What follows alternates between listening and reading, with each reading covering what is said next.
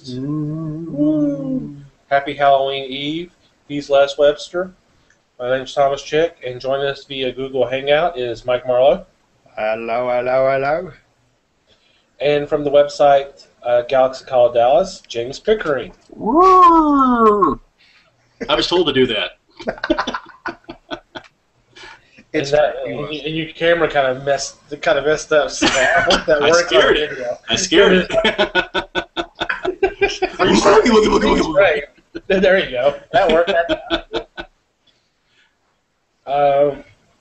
Hope everybody's doing well. I do apologize for the delay of not doing a show last week. But we're doing one tonight, and we'll be back next Tuesday, which of course is Election Day. So if you're not already voted, go out and do your civic duty. And once you're done, come on back and come avoid back, all the TV annoyingness and watch us. All the networks are going to be showing election results. You're going to be bored to death. Join us. You'll have fun. Way more interesting. Way more interesting. You know, we actually should do a broadcast after the voting, and that way we can all just come online and just gripe about what happened, you know. That would be a political podcast, and I'm not interested in doing such things. You don't like sitting around with a bunch of other people going, harumph, you know. Not about politics, no. Not with 2 in the morning. And there's that. Even if then. Hey, I mean, we could throw a little religion and taxes in there, too. As long as you bring a 6-pack of beer, it'll be like a bar experience. So, of course, that's how I got thrown out of bar. we'll be back on schedule next week. So, a couple of things we kind of want to go over real quick before we get into tonight's stuff. Administrative details. Huh? Administrative details. Details. This week in administrative details. We should probably talk just a little bit about fan days, since we didn't get a chance to before. Great time as always. Yes. Things went a lot smoother this time. Thanks to Mark and Ben and everybody else involved for seeing what were the issues from the May show and fixing it and improving it. And it was, I think, I really didn't hear any complaints at all. How about you, James? No complaints. I talked with several people about Comic-Con back in May. Of course, I missed that one because being out of town, and I had heard all the different stories. I'd seen the interview with Taffeta Darling and her take on it, and even though I hadn't been there, I kind of would have to agree with her that most of the problems were probably because people just didn't plan appropriately. And also, in defense of the guys that run the show, this was a crowd that nobody was expecting. So this time around, with a little bit of foresight and kind of knowing that you're fixing to get hit, they planned accordingly, and I think everything went off without a hitch. And adding the third day was a good day. Yeah. Even though we were standing in line in a parking garage for probably 45 minutes to an hour and a half tops, to me that was not totally out of did not put me in an area that I didn't want to be in. Plus, you're there with everybody else in costume. You're surrounded by people that are just like you. So, come on, get over it. If you did have a problem with it, you obviously don't do this on a regular basis. Yeah. So thank you guys for a good show, and can't wait for February. Well, I've already covered everything else because the other thing was going to be that we'll be on next week. Mm-hmm. Try to get back on our every other week schedule for the rest of the year. So I've already covered everything. Our original topic, and we'll still talk about it a little bit later, was going to be our favorite scary story. And of course, keeping in the season of the holiday and all that, but some big news popped out late this afternoon, early mid-afternoon. I still have problems with I'm still kind of in shock and kind of disbelief. I still want to cry BS, but You might want to preface why you want to cry and well, it was announced that Disney had purchased Lucasfilm for $4.05 billion. That's with a B, billion dollars. Half of it was going to be in like stock options, and the other half was in cash. And a part of what was being bought was the rights to Star Wars, and they've already announced that there will be an Episode 7 come 2015.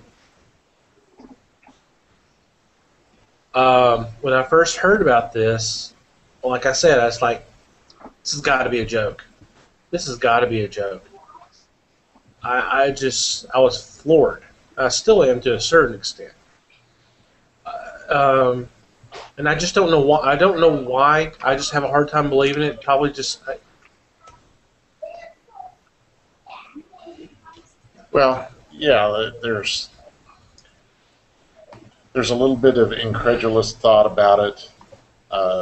The opportunities are going to be very different as far as what you can put out there now. When Lucas did the first three, he was pretty much given free rein by 20th Century, which is going to suffer now also because they will not have the rights to the Star Wars movies nor the Indiana Jones movies. And I just personally, I feel like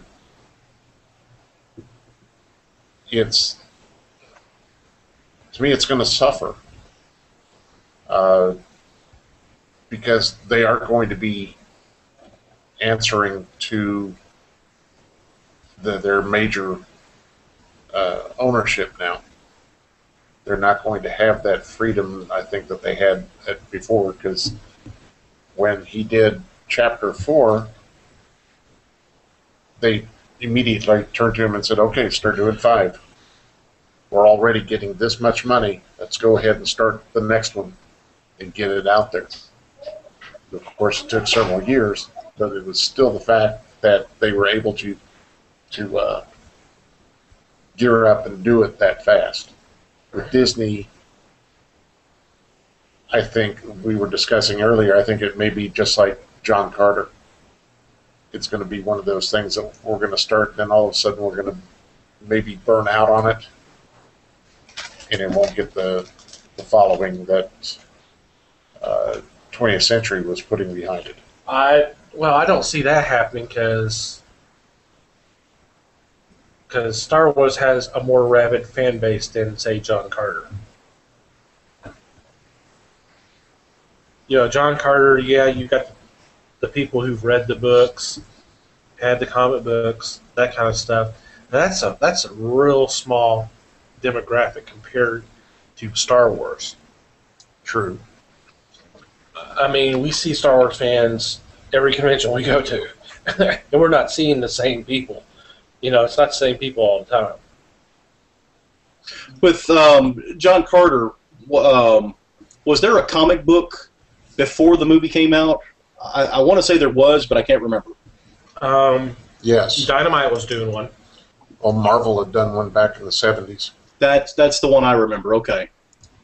Well, I'm sorry. I thought you were talking about immediately before the movie came out. Well, yeah, the one that Dynamite put out, that came out, what, a year before, or? They started, but they're still doing it. Oh, yeah, and see, that was kind of my thing. You know, the same thing with Jonah Hex. You come out with these movies, and you're basing them on comic books. Granted, Dynamite started doing theirs slightly before. They started, you know, basically a PR marketing campaign. To me, they should have started maybe a year before that, especially with something that had been, for lack of a better word, dead for so long. You know, not since the 70s or 70s. Maybe should have given a little bit more lead time on it and started doing that comic book and kind of build up. In fairness, Jonah Hex was out for 3 or 4 years. That particular run was out for 3 or 4 years before the movie came out. Oh, it was. Yeah. It, Well, it went to 60 issues. huh. So you're talking about 5 years. Well, I guess that may prove my point. Then I didn't know that. So that if you're going to bring something to the big screen, you've got to bring something that I considered myself not necessarily in the know, but I paid attention to pop culture and everything, and I just don't ever remember seeing anything about it. So, well, and the thing about Jonah Hex, and I'm not going to get into this one yet. I read the comic. I mean, the Jimmy Palmiotti, Justin Gray book was a great, well-written story every month. They decided to do a movie and decided to get away from what they were doing, which what they were writing is a lot more in the lines of, good, bad, and the ugly. This, the kind of the dark, kind of the gray west, what I call gray westerns. The heroes are not really that good. The villains are really not that evil. It's kind of, it's a gray world. well, they were. It was an anti-hero. It's but And they kind of, because the original Jonah Hex was more like a Weird West, right? yeah. And the new movie didn't have really much of that in there. Well, what they did with the movie is they decided to add steampunk to it. They decided to have him have supernatural powers of talking to the dead, and they tricked it up. They should have just stuck to a really good story, and I think it would have been fine. They thought, well, this is a western, people really don't go see western films anymore, which is BS. Because there's not that many anymore. Nobody hardly does it. The last one before that I can think of is the remake to 310 Yuma, which did relatively well, box office wise. Well, and True Grit, but that was a remake of a. True Grit. True Grit came out right around the same time or a little bit after, and that did well, and got some Oscar nods at least. I think didn't Bridges win Best Supporting or Best Actor for that? Yeah. Or Best Supporting Actor? He won the award for it. Yeah, that was a good year for him because he was also doing. Was it Country Strong? Yeah. Yeah. So do a western with a good story, and people will go out and go see it because there will be a good word of mouth. The thing is, people went to go see Behold Jonah Hex first weekend and said, "Don't go see it because it's crap." And people didn't go see it. I've said before, and I'm sorry, Mike, I didn't mean to interrupt you there. That is the only film I've ever walked out of. And in their defense, they were right. It did suck. But anyway. The only movie that I've walked out of so far since Breaking 2 Electric Boogaloo back in 80-something was, that was a true story. Stop! I didn't have to walk out of it. I was watching Green Hornet here one night, and 20 minutes into it, I had to turn it off. I was just appalled by it. The Seth Rogen one? Yeah. I'm surprised you got there 20. I watched the whole thing. Well, I let. Well, I'm very impressed with you, Mike. It was. I wouldn't do it again. But I was impressed. The thing that impressed me about Green Hornet, and I may be sidetracking a little bit here, was that they went to such great extents to turn that character into just this tremendous douchebag. And I just didn't see the point. I didn't see why they did that. Why did he have to be such a douche? Yeah. I mean, I don't know. To get the comedic relief across, I would suppose. But it wasn't funny.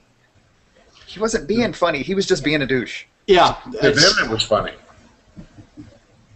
So which one? To them. To the actors and the screenwriter. Which I've seen Seth Rogen be funny. I mean, he's not my favorite guy in the world, but I've seen him be funny, and he can be funny, and I just didn't understand. It was almost like a couple of 7th graders got together and wrote for the show. And I just, Are y'all hearing me very weird? No. No, you sound right to me. Okay. I'm hearing myself. It sounds like I'm a robot in my headphones. It was like a couple of 7th graders got together, wrote the script, and the scene that killed it for me was when who was in the movie with them? The blonde actress. That narrows it down. Not Paltrow. Cameron Diaz. Oh yeah. When she goes to his office to interview for as an assistant and everything, just that whole little rapport that they had back and forth, I was like, oh my God, this is just horrible. Click, and lost it right there. I can't remember the exact dialogue. I just remember it being just, as Thomas said, totally not funny. And so I had to give up on it. That was weird. Sorry. Can y'all hear me in the background? Oh, that's what it is. I'm hearing you on Mike's computer. Yeah, it was weird. I've got my earbuds plugged in. For some reason, I played just to see what it sounded like, and it's coming through the speakers. I'm like, oh, crap. Sorry. Live broadcast, everybody. Technical difficulties. It's been a while since we've done this, so, yeah. So, what are you guys' thoughts about this news, assuming that it's true? Oh, I refuse to assume that it's true. I need proof. This is insane. I can't What more proof do you need, man? You heard it on the internet. Yeah. No. I'm not buying it yet. I heard it on the X. You can pick that up way up here, man. I firmly I believe the internet and everything it tells me. I'm just still waiting on my $1 million from Africa. Like I said, I have a little bit of faith in Disney. Very few times have they really done me wrong when I go to a movie. Even John Carter of Mars. Of course, most people out there looked at it, saw John Carter, didn't go any further with it, didn't bother to research it, see anything about, try to do any kind of research on it. And me knowing who it was and knowing the history of it, I went in with different expectations than a lot of people. And so I have a feeling that that's why a lot of us out there were not disappointed with the movie, because we knew what it was when we went in. I still don't understand the decision to just call it John. The only thing I can think of is for them to go, the sequel go John Carter and da-da-da-da-da-da, instead of just John Carter, Well, that was kind of the point. I can't remember if it was who it was that said it. Call it John Carter of Mars, and then the next movie would be John Carter and the, Well, I can't remember who it was, if it was the director or the writer, but they wanted this to be an origin story, and so starting off, it was just John Carter because he's from Earth, he's going to Mars, and there, when he decides that he's going to stay, that's when he becomes John Carter of Mars. So it's at the end of the movie. Whether his logic was sound or sane, probably not. No, it's not. It wasn't. So There were other things about that movie that weren't necessarily sound or sane too. Overall, I liked it. Don't get me wrong, but I had issues with the beginning and the end, and they weren't simply the fact that there was the weird shooting across time and space thing going on. It was there were problems with the way that was built, but I don't know. I agree. I don't think Jimmy with the name was necessary or worthwhile even. And I mean, if they felt like they had a decent story, then why do they need to jack with it? Why not let people recognize what it is? Call it John Carter of Mars, because that's what the fan base know it as. Everybody else will pick it up quickly enough. Let's just do it right. It's almost an instant of the studios looking at the fan base and going, you're not smart enough to know what we're talking about. Or, well, I don't know, or maybe it was vice versa. Maybe they looked at the fan base and go, no, they'll get this. Maybe that was the case. Well, I think what the case was going to be was that the fans would recognize it whether Of Mars was on there or not. It's the 13-year-olds that we want to draw in, and if we put Of Mars on there, we'll lose 80% of them because they'll go, oh, science fiction, I'm not interested. Which I kind of understand that, but just calling it John Carter, though, well, that sounds like that's going to be a boring movie. John Carter, you know. That's like to a 14-year-old Aaron Brockovich. Well, I'm not interested in seeing that movie. That sounds kind of boring. Haven't yet. It was boring. And to me, if I was a 13-year-old, I'd go, of Mars, ooh, that's science fiction. Hey, sci-fi has a pretty good run of being cool movies. So, well, let me see what recent ones. Total Recall didn't do so well.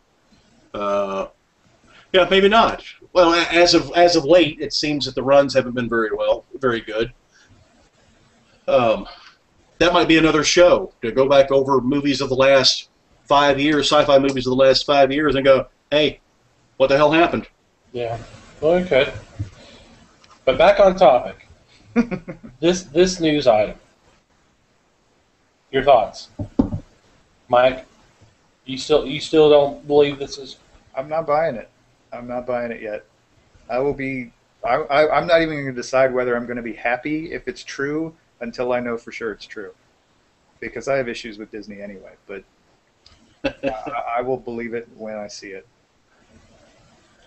So, Mike, are they going to have to make Tron 1138 or American Duck Feety before you go out on the limb? Now, I would watch those. I would definitely watch Tron 1138. At this point, I don't know what it's going to take. I mean, it's going to take more than 4 hours, that's for sure, to convince me. I mean, we'll see. If they're still talking about this by the weekend, we'll see. But, I don't know. I don't know. Find it hard to believe he's willing to relinquish control at this point. Now, if they got Robert Duvall to come back in Tron 1138 and be the MCP, that would be kind of cool. Yeah. Might be a reach, but you can always dream. I like I said, I for one, Disney hasn't disappointed me very much in the past, so I think that they're going to take it, and I would like to think that they are going to understand George Lucas's love of the franchise and the story, and they'll respect that. I would like to think that. I might be proven wrong, but I'm optimistically hopeful, and I look forward to see what they have bring to the table. But in a science fiction or a fantasy movie, I can think of two right off the bat that Disney did that I was not pleased with. One was the remake of Mighty Joe Young, and the second was Baby. I never saw either one of those. Okay, Baby was the one with the dinosaur that. Yeah. And that was back in the 80s. Yeah. And then Mighty Joe Young, of course, was Charlize Theron. Yeah. Bill Paxton. But how long ago was that? That was the 90s. Okay. So we're talking 20 and 30 years Yeah. ago. Some people just do not let go of things. No. And I am one of those people. If Peter Jackson had done it, it would have rocked.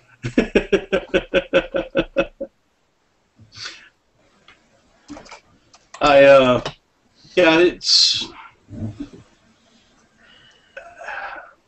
You checking to see if someone's come out and say April Fools in October there, James? I've got searches going everywhere. So far, nothing. And the fact that Disney actually sent it out as a press release from their website, unless, Mike, you've seen them do that before, and just to kind of build some buzz out there.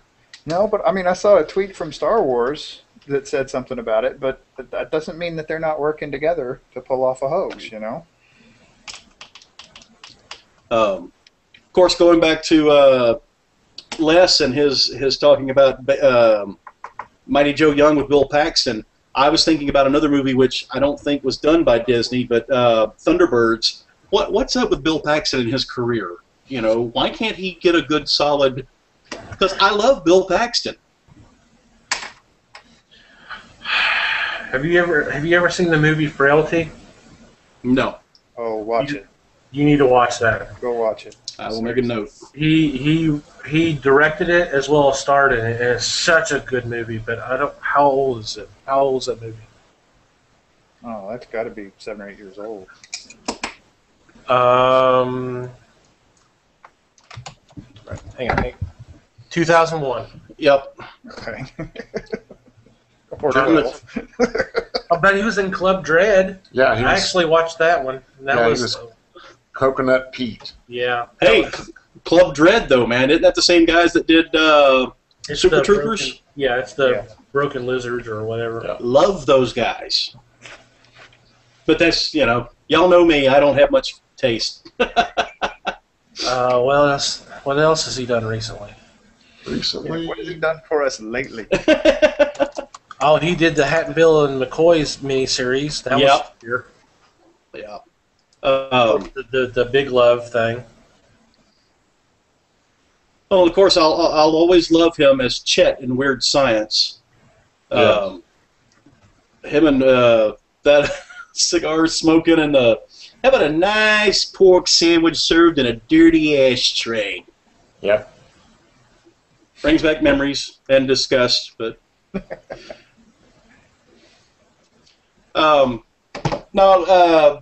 so do we think that we're going to get an actual live-action TV show out of this? Now that Disney's taking over, you figure if they're going to acquire LucasArts or Lucasfilms, do you think that they've got plans to kind of run with it, or are they just going to stick with movies, or are they going to branch out and maybe do more animated, that type of thing? I saw in one of the reports saying that they were talking about a TV show. Now, Lucas is on record saying he already has the scripts. Mm-hmm. The issue is they cost too much to do per episode because of the special effects and the CGI and all that kind of stuff. For the TV, right? Yeah, for the TV show. He was waiting for a point to where things could come down to the point where he could be able to do it. I don't know if this changes things or not. That's a lot more money to work with. Well, he definitely got more money to work with, but then again, he doesn't really have to pay for it because it's not his property anymore. Yeah. It's Disney's issue.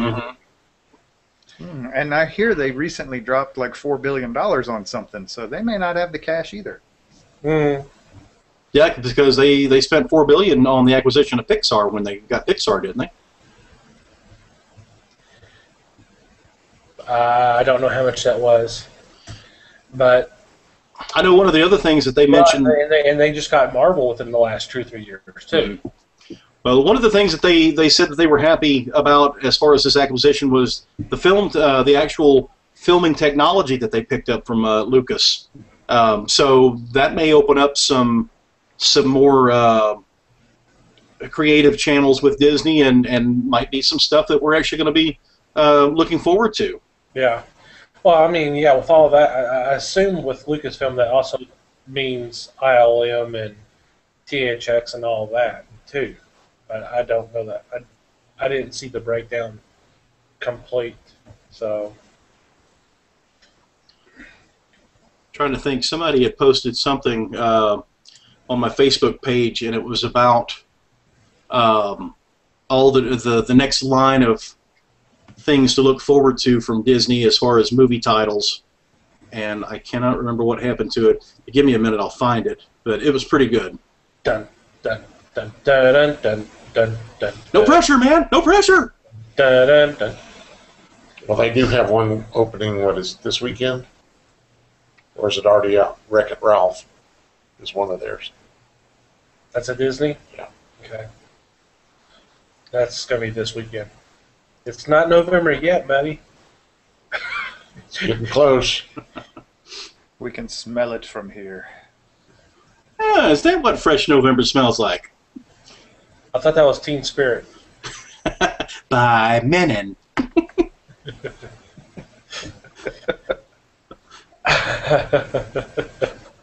Wow. Only us old people will get that. It's what's he talking about? Look it up, kids.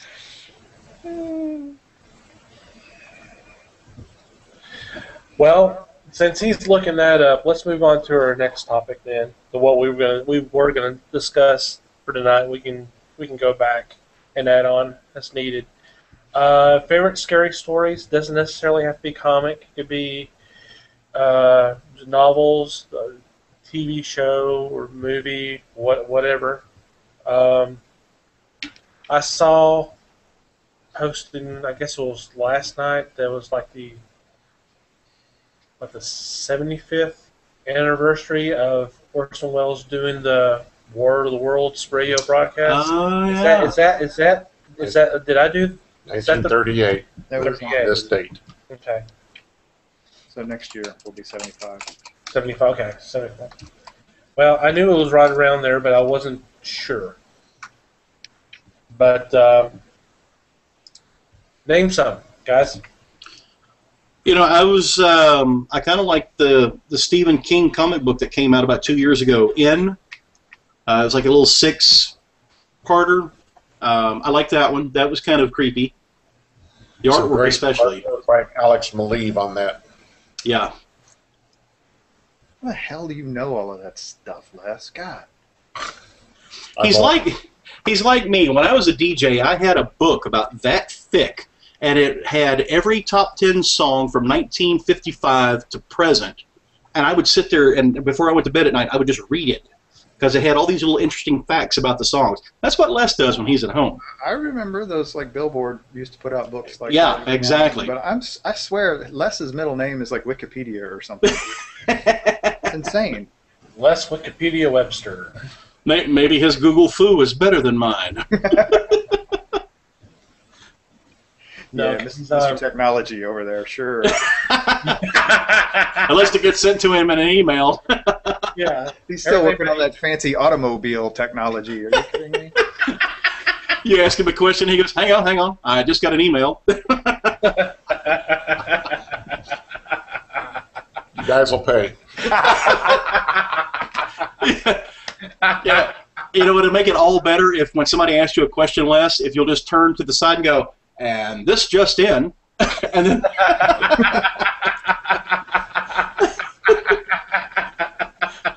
That's the way it was. Forget it. Timely and on topic. No, I'm sorry, you were saying. N was a good story. And like you mentioned, the artwork.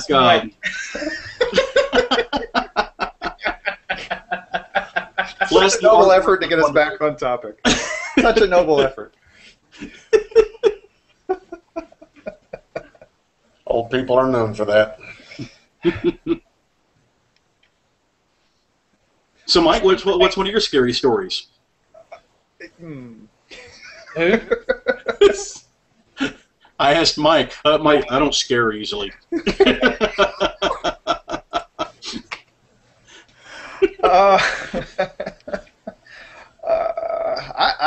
I have, for the last several years, been a pretty decent-sized fan of H.P. Lovecraft. So I've read most, if not all, of his fiction. I still have to say the one story of his that kind of hooked me, which was fun because the Creepy Quarterly that has, oh God, which publisher is that, Tom? Warren, Was it? the old creepy magazine. Yeah, that somebody's redoing it now. Dark Horse. It's Yeah. Dark Horse. Okay, yeah, I just couldn't remember. I was blanked on it for some reason. In their latest one, did a brief adaptation of the Lovecraft story, "The Rats in the Walls," Yes. which was the first Lovecraft story I ever read and completely hooked me right off the bat. It's a really, really cool story. Very strange.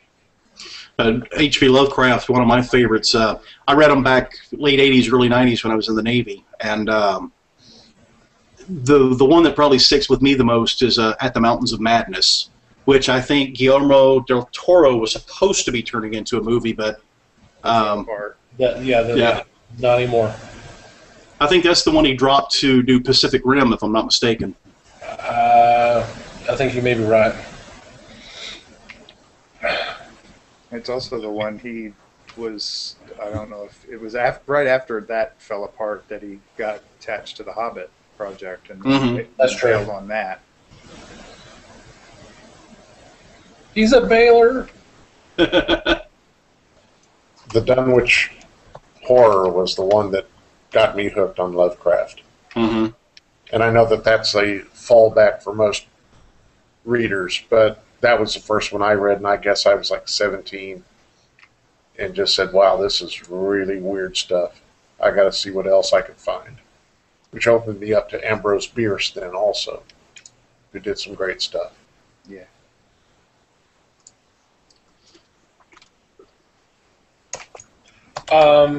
I don't really read a lot of horror fiction. I've read some of Stephen King stuff. Actually, it's the first story I've ever read of his. My sister said, you need to read this. It was a short story, Quitters, Inc. Y'all remember? Have y'all read that one? No, not familiar. I'm not familiar with that one either. That was the one where the guy was trying to quit smoking, and he joined. And Yeah, you remember it now? I remember it now. And like first time he was caught smoking, they cut his wife's finger off and that kind of stuff. It just looks like wow. When it comes to horror, I do more of the movies. I don't know why. I read some of the horror comics, Steve Niles and Creepy and that kind of stuff. But I tend to do more of the movies. And there's one, and of course it's appropriate for this time of year that I'm going to mention, is the original Halloween. Such a good movie. It's so scary. Go ahead. And in theaters right now. That's true. That's true. They're actually, do a little bit of a plug, Studio Movie Grill's doing it tonight. And Texas Theaters got it tomorrow night. That's true. And then Fathom Events is doing it in select theaters until either the 30th tomorrow night or the following night. They did it for like a week. So yeah, there's ample opportunity to go see it again. Well, yeah, I've never seen it in the theater. I've always seen it on TV, and I know it's a different experience seeing it in the theater. I think I saw it when it was when I was a kid, but we would go to the drive-in theater, and so we would sit in the back seat, and anytime something come up on the screen that we weren't supposed to see, Pop was like, shove, and so I just remember parts of it, Yeah. That's how I saw The Shining. Well, and what my dad doesn't realize is the fact that when he shoves me down behind the seat, me and my brothers turn around, and we watch the Triple X that's showing on the other screen behind us. There he thought he was, sheltering our fragile little minds, and there we were getting educated.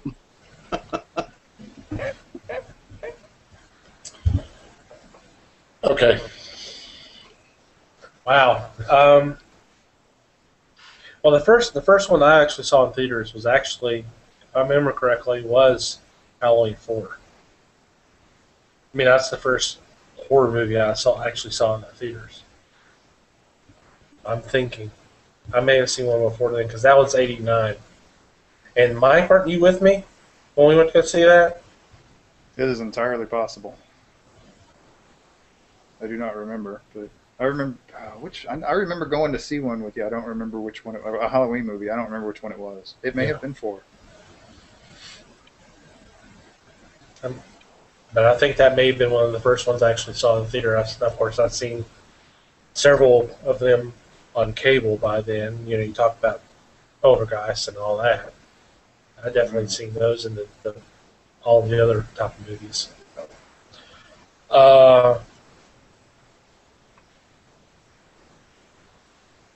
Anyone? I saw Halloween at the theater when it first came out, and it was very spooky in a group. But also, I've seen a lot of the Universal monsters in theaters, the Hammer films, Night of the Living Dead when it first came out, things like that. And in a theater, that was probably one of the spookiest things I ever saw, was because it was totally dark. Night of the Living Dead. I would love to see that on the big screen. And when it's totally dark like that and the screen is black and white, boy, it really can spook you. Yeah. But as far as the movie that probably spooked me most was Freaks. And that's going back a ways, but that was scary 100 years movie. ago. Damn close. That was one of the first talkies. What, 31, 32, somewhere in there? Yeah. I actually saw that not too long ago. Was it really? Because I was just joking. Yeah. It was the same guy who did Dracula, Todd Browning. Oh, okay. Yeah, Todd Browning did it, and it was right after Dracula that he did it. Yeah. Well, you mentioned Hammered Studios and everything. One of the favorites of mine, of course, will always be a Vincent Price fan, regardless of what it is. And the House on Haunted Hill, the original. Granted, Jeffrey Rush did a very good Vincent Price impersonation in that movie, even though he wasn't trying to impersonate him. The original one with Vincent Price, there's a scene where the man and woman, they're searching through the house and they find a secret room, and he's knocking on the door. He's on one, or knocking on the wall. He's on one side of the wall, she's on the other, and he's knocking, and they're trying to find a way through to get to each other. And the camera is up close on her, and it backs away. And as it backs away, you see this old woman hunched up over this girl, and I remember watching that at 3 in the morning, and as they pan back, there she is. And I remember clicking every single light on in the house, watching the rest of the movie. And I was a grown man when I watched this and saw that. That's how spooky it was for me. But then to move on into the 70s, late 60s, 70s with the Hammer Studios, and then you get into what I called the 70s B movies, with movies like Food for the Gods, where you had the giant animals. There's some kind of chemical leaked into the food, and so you've got giant rabbits, giant chickens, giant mosquitoes on this farm out in the country. They've gotten into this, and so you've got huge animals running through. And of course, I think there was a theme, because then you also had the movie Night of the Lepus, which was about giant rabbits on the rampage, and when they weren't making giant little bunnies, they were eating people, and Empire of the Ants with William Shatner, and just good 70s drive-in movie theater popcorn-eating movies. Yeah, Food of the Gods was based on H.G. Wells' story. Exactly. And the movie, I popped it up. It starred Marjo Gortner. And if you remember, Marjo Gortner was an evangelist. He was brought up to be an evangelist by his father originally. And decided that he'd get out of that and do a little acting. And Acting! Didn't do all that much, but he did mainly the creepy kind of movies. Listings of like Mausoleum, Star Crash, Earthquake, some others. So those, what, an Earthquake, one of the, who's the guy that did all the, Irwin Allen. Irwin Allen, that's it. Probably. You are correct, sir. Wow. Well, Towering Inferno, Asylum. Sure. Let me see, you mentioned one there, Les, that got me to thinking about another movie that came out. Blackula.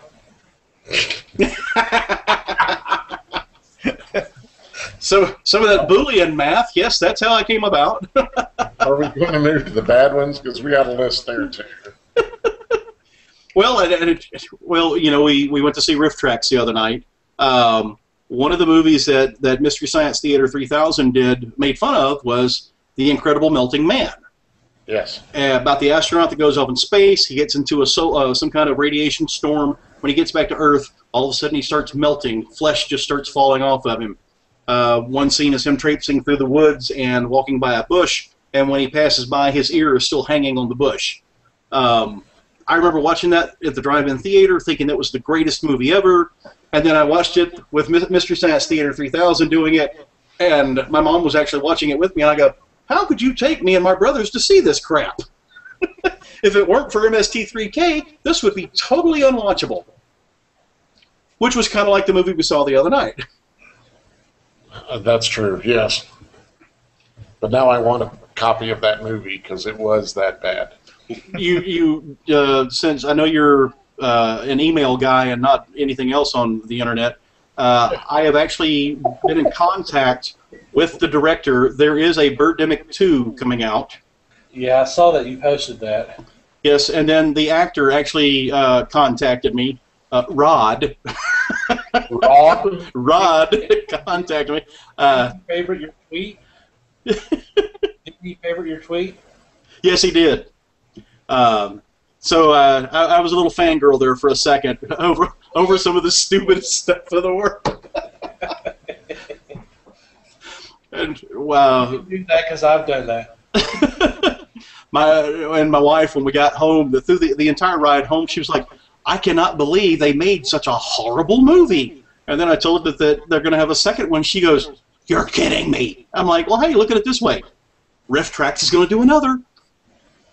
Well, they're supposedly working on a sequel to Manos. See, and I still need to see Manos. I have not seen that one yet.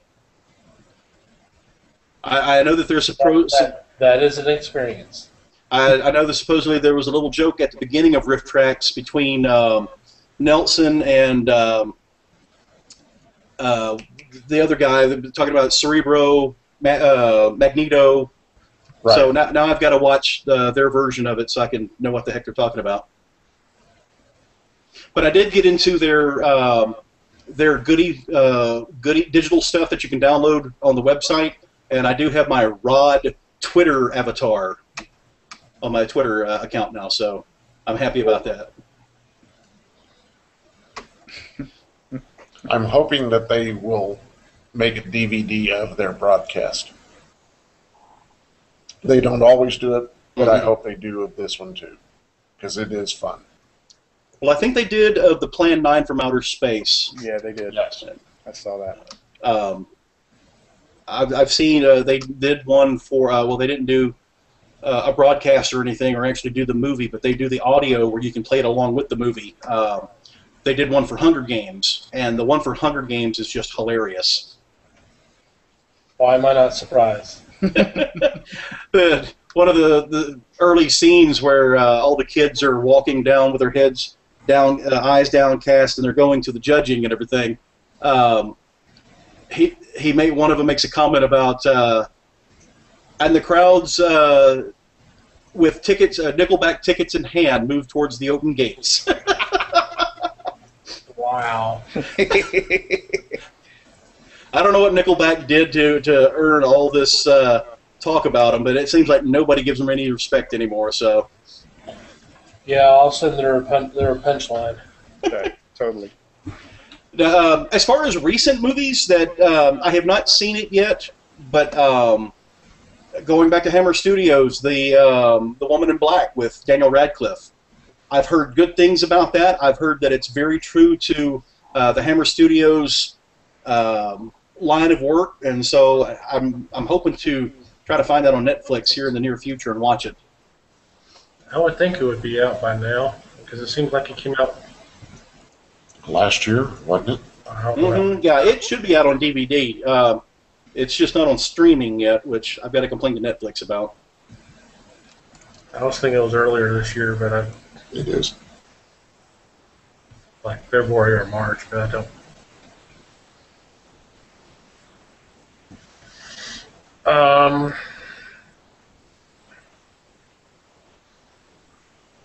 I know there was one film. It was that actually gave me nightmares, and very rarely do I get nightmares from movies or horror movies. Let me say that. I've had some nightmares from regular movies because they were so bad. But And it was funny because it took about a week or so after I'd seen the movie that I actually had the dream. It was When a Stranger Calls. Mm-hmm. For those of you that are not familiar with it, I'm not talking about the remake. Actually, if you watch the remake, that's basically expanding what happened in the first 30 minutes of the original film. Yeah. Because the first 30 minutes of the film, Carol Kane, who I think it was Carol Kane, who was best known at the time for being in the sitcom Taxi, as the girlfriend for Andy Kaufman's character. Mm-hmm. She was babysitting, and she kept getting these phone calls, about have you checked the children and all that. And all that's resolved in the first 30 minutes of the film. Where the remake, they stretched that out to about an hour and a half. Mm-hmm. And nowhere near as good. I've seen it. But it's like a week or so later, I had a dream, and it resolved around me being stuck in an elevator, and there was you got the phone where you're supposed to call and say, hey, we're having problems or something. Someone called on that line and did the, have you checked on so-and-so, and that's when I woke up. I was like, what the hell?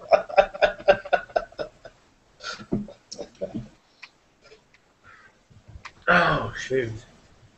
So, have any of y'all been given nightmares off of a scary story or a movie or whatever that you're willing to admit to? I used to have weird nightmares, and they usually involve my little brothers. Of course, they also instilled that in me in real life too. So, I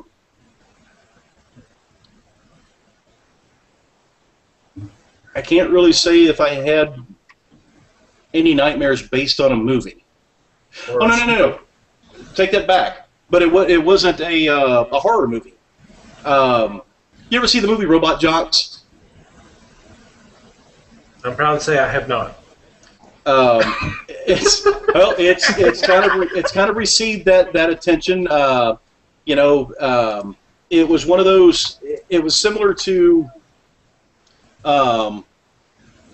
Mech Warriors, BattleTech and that type of thing. It's done back in 1989, and the 80s. Gotcha. Yeah, that explains a lot right there. Not anybody that you would know. Gary Graham, Anne-Marie Johnson, Paul Koslow. But it was about giant. Basically, after World War III, war has been outlawed, and so now countries settle their differences by sending in a champion to fight for the country. Like real steel. I mean, pretty much, yeah. Except in this one, it's a giant robot that you ride in and control. I had a dream where I had to save somebody, and we were in the middle of it. We were on the battlefield while these guys were duking it out. And so, and it wasn't just one or two. It was, 30 or 40 of these things stomping around. And so while I'm trying to save people, I'm having to dodge these things. And it was almost like a real video game that I had a dream about. And it was pretty terrifying. Short of my post-Navy dreams where my ship is capsized and I've got my feet up against the bulkhead holding the door shut, and when I wake up, I'm on my back with my feet up against the wall. So, that traumatic. See, most of my nightmares have to do with having to pee. But either that or I'm not wearing pants. I don't quite know what that one's about, but... You haven't had the dream where you've eaten the 5-pound watermelon and woke up with your pillow missing, have you? I have not. Not that I'm going to admit now, anyway. You wake up, feathers all over the place. You. I don't tend to get nightmares from movies. I tend to get them from real life. But no, I mean the same thing for me. I mean I'll tell you the movie that probably creeped me out the most, and it's not for the reasons you'd think. The Exorcist, which if we're going to talk about scary movies, then it's got to come up at some point. I didn't actually have any trouble with any of the demonic images and any of that stuff. It got me? The scenes in the hospital. just creeped me out. And they're showing like that Spinal Tap thing, and I'm like, oh, yeah, I nearly had to leave the room. I've seen a Spinal Tap in person. It's worse. Yeah. That was, I mean, like, I've seen him in concert. Did you see the mini Stonehenge? Yes. In the amp that goes all the way to 11. Sorry, Mike. Go ahead. Another awesome movie, but it doesn't, not really in the scary vein. No, you can't have nightmares off that. Yeah. I'm sorry. Go ahead. We're gonna throw another completely awesome scary movie out there. We have to go with Young Frankenstein. No, that's Frankenstein. With Igor. Marty Feldman, man. That eye. And Frau Blucher. Well, and you know, I have to, when you look at Marty Feldman, were he and, I just had his name on the tip of my tongue, Jack Elam, were they like, you know, twins, even though one was taller than the other? Because both of them had the eye thing going, you know? No, they just traded eyes. I'm not using it today. Here you go. I just remember Jack Elam as in the movie Cannonball Run with Dean Martin, Sammy Davis Jr., Dom DeLuise, all those guys. Yeah. He's got they're talking. He's got a drink in his hand, and you know, and he's I'm a doctor, and he asked him what kind of doctor. He goes, I'm a proctologist. I'll give you a free exam. Let me sterilize my instrument.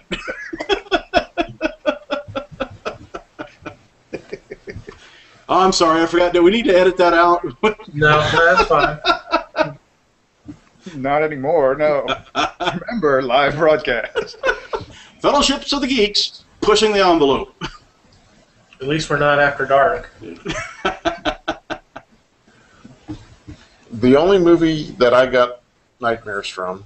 It doesn't necessarily have to be a movie, but I just... Well, no, I know what you're saying, too. Stephen King's It, the book, was spooky. Mm-hmm. And that made me shiver a lot. But the one movie that did give me nightmares was The Time Machine. The original Rod Taylor, Yvette Mimieux. Mm-hmm. Just the scene with them in the bowels of the earth. The and Morlocks. the advancement of the Morlocks. Morlocks, yeah. Coming through the gauzy webs. That did it. And I had a nightmare that night, and I was spooked. I thought for sure that they were coming to get me. I'm going to take you away, haha. This moment brought to you by Dr. Demento. Was Alan Young there too? No. Not even with his Scottish accent. What about Mr. Ed? No, he was not featured. Okay. Sorry. And Sebastian Cabot wasn't there either. Mr. French! And I always thought they were crying out for mustard then. It could have been. Thank you. It took me a second, but I got it.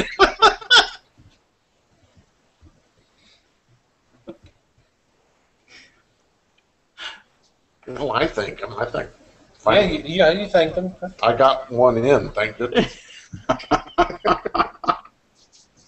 Was it worth it? Yes. I'll tell you when the show's over. Wah, wah, wah. Go check your email.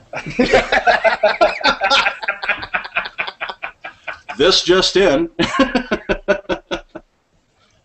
We're not above beating a dead joke, are we? Anyway, scary stuff. I tell you, This video when it's all over with. yeah. There was one dream I had. Since we're on this, it was based off a movie. Well, it's funny because it was a dream about zombies, and it was before the first time I ever watched Night of the Living Dead, which was the first Dead movie I ever saw. This was back. I think I told you about this, Mike. This was a long time, but this was back late '80s, early '90s. How I had a dream like the night or two before of dealing with.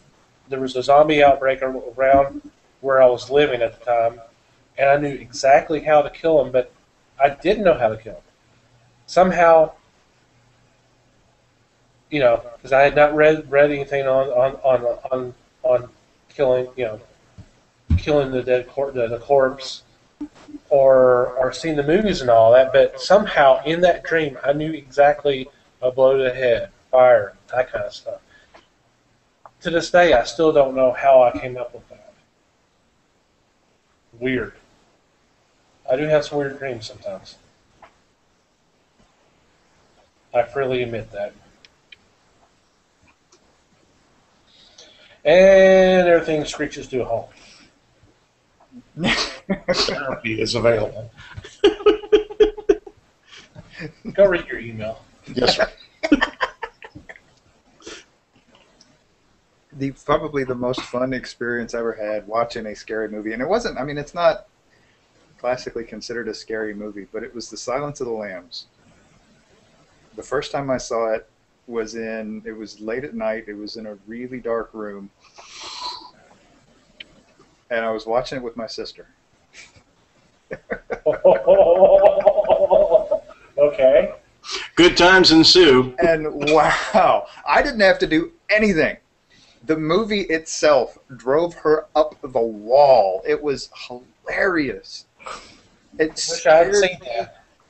heebie-jeebies out of her.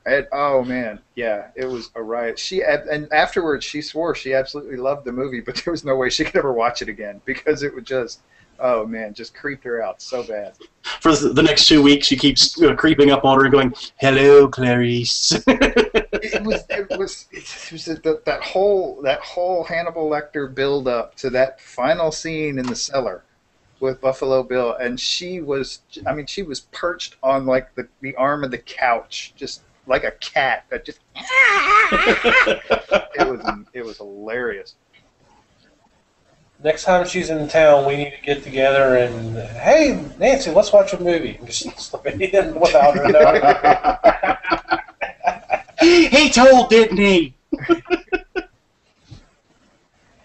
I hadn't seen it in a long time. I just figured want to see it, and Mike didn't seem to object. Didn't bother me at all. I love it. You boys are cruel. And then put Hannibal in next. Yeah. Has she even seen Hannibal? I don't know.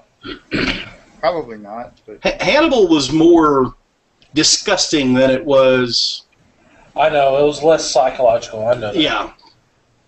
The whole hanging by intestine and the, eating Ray Liotta's brain, which we know that there's no nutritional value there whatsoever. I was about to say insert comment here.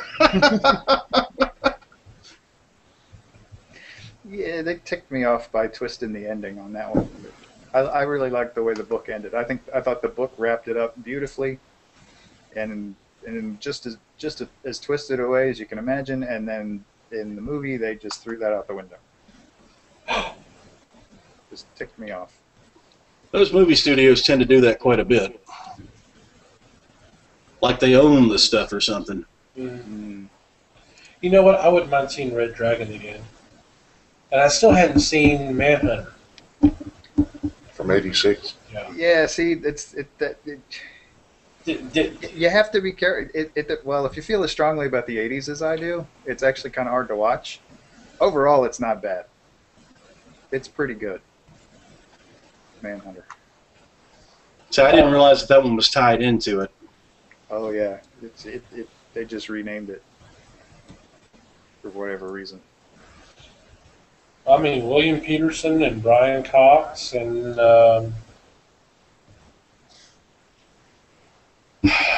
who was playing the Crawford character? It's the I don't remember. Ray. Was it Ray? Dennis Farina. Yeah, Dennis Farina. Yeah. who actually was a cop at one time. Did you know that? Yes. Before he did Crime Story. Oh my God! There's going to be another Die Before he Hard movie. decided to become an actor. He was a cop. I found that out within the last 6 months or so.